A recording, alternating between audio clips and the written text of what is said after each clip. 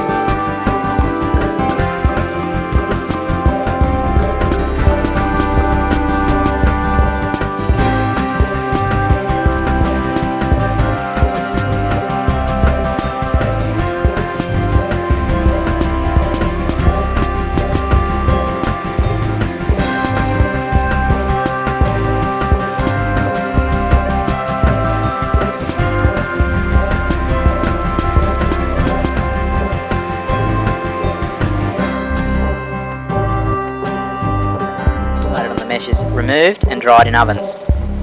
Once dry, it is removed from the ovens and weighed.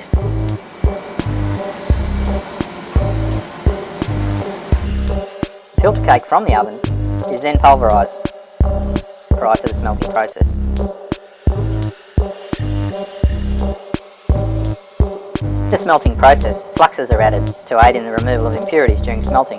Borax, silica and soda ash are used. Fluxes, together with the Electron 1 gold and silver, added to the furnace. It takes approximately 2 hours for the gold to be smelted and the metal and slag containing impurities to separate and float to the surface.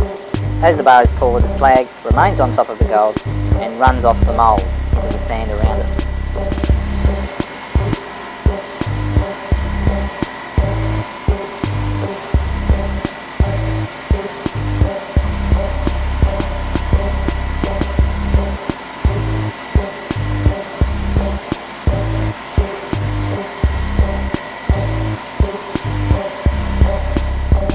During the smelting process, a small sample is taken of the gold by insertion of a small glass tube into the mould.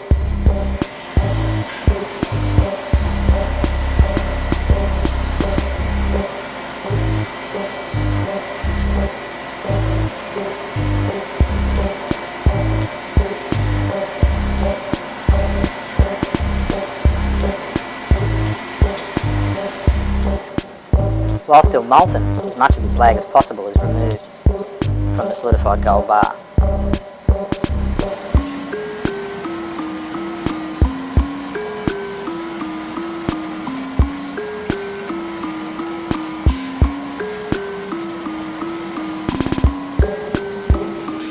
The red hot bar of gold is then placed in a water bath to cool prior to the bar being cleaned and stamped.